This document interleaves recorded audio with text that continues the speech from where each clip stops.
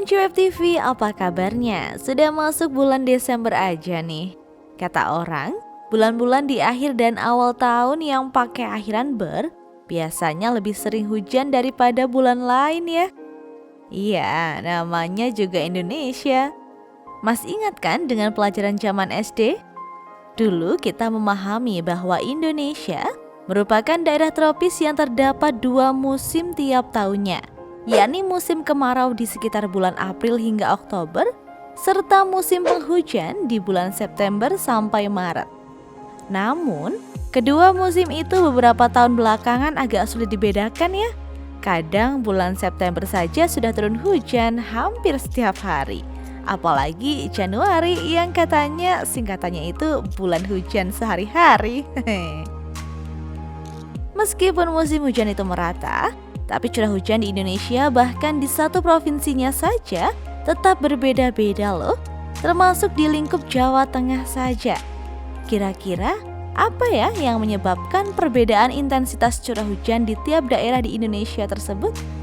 Simak penjelasannya dari petugas pengendali organisme pengganggu tumbuhan BPTPHP Provinsi Jawa Tengah yang juga meneliti dan mengamati tentang hujan ini setiap harinya ya. Curah hujan di Jawa Tengah kenapa bisa berbeda?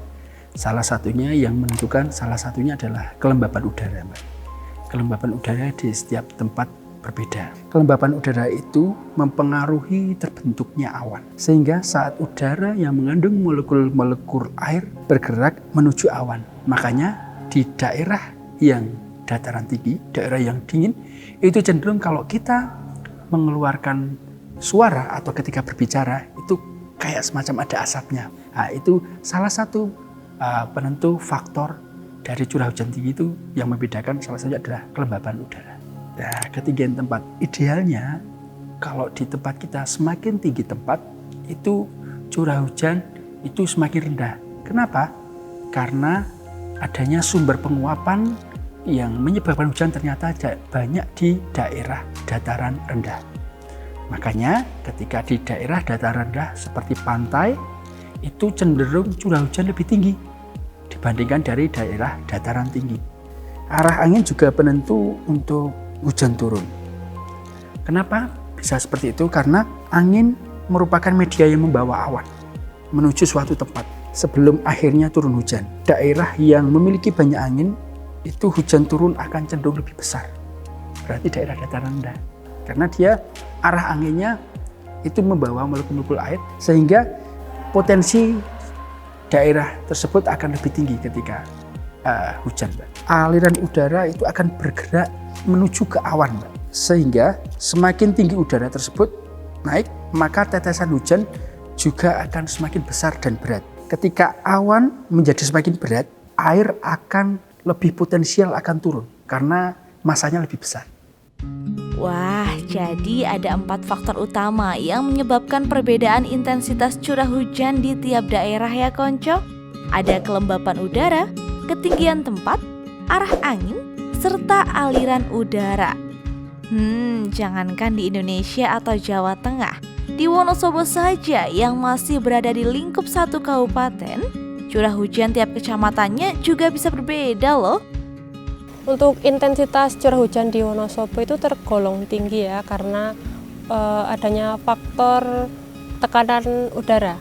Jadi kalau tekanan udara di pegunungan itu dia lebih rendah daripada tekanan udara di area pantai.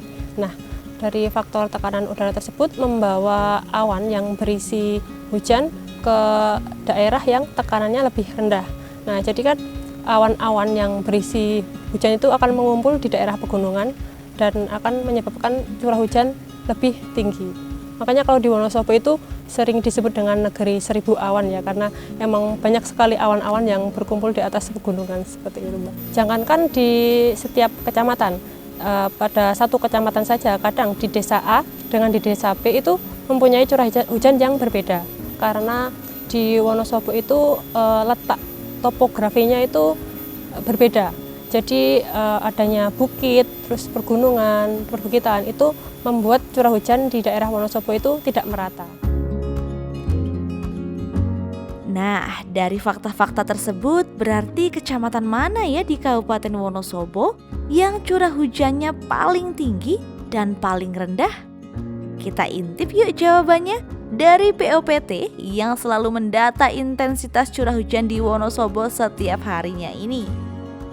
Untuk kecamatan yang mempunyai curah hujan yang paling tinggi itu adalah Sapuran.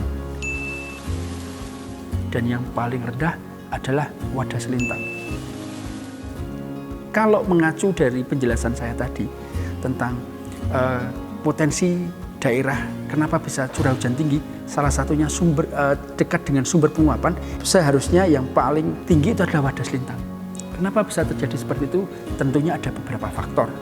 Salah satu faktornya kita ketahui adalah adanya global warming atau pemanasan global.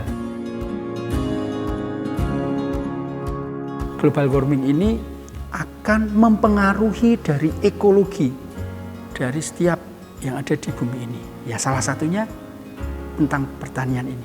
Dulu waktu saya kecil itu ada istilah ketika bulan ber itu masuk musim hujan. Tapi setelah itu sudah tidak bisa terpakai. Dari global warming itu sendiri banyak hal yang sangat berpengaruh dalam dunia, khususnya dunia pertanian, karena kami menyoroti dunia pertanian. Para petani susah untuk memprediksi kapan itu musim hujan, kapan itu musim panas. Sehingga hanya antisipasi. Wah, itu dia jawabannya Konco. Jadi sudah tidak penasaran kan kecamatan mana sih di Wonosobo yang curah hujannya paling tinggi dan paling rendah? Sapuran dan Wadas Lintang jawabannya. Dan ya memang sekarang cuaca lebih sulit diprediksi ya. Rupanya akibat pengaruh global warming.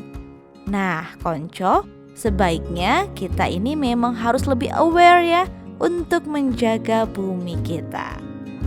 Lalu kira-kira perbedaan curah hujan itu juga mempengaruhi berbagai sektor kehidupan di tiap daerahnya tidak ya Konco?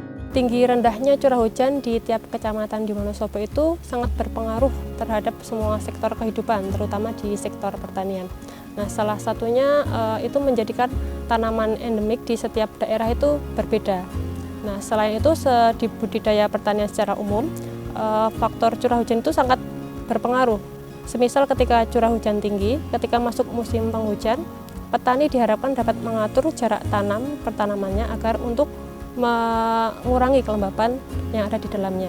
Nah, kenapa? Karena kelembapan yang tinggi akan berbanding lurus dengan serangan OPT atau organisme pengganggu tumbuhan berupa penyakit yang akan datang.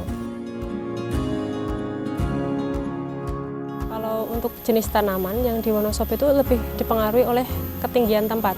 Kalau misal di dataran tinggi, yang lebih tinggi itu lebih banyak sayuran horti atau sayur-sayuran.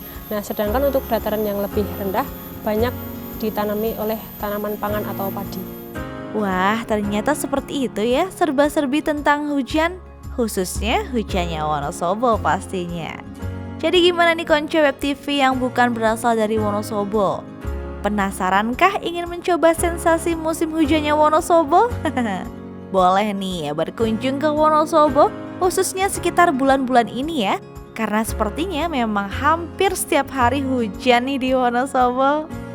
Oke Konco, sampai jumpa di video menarik berikutnya dalam program Telusur, Menelusuri, dan Mengetahui.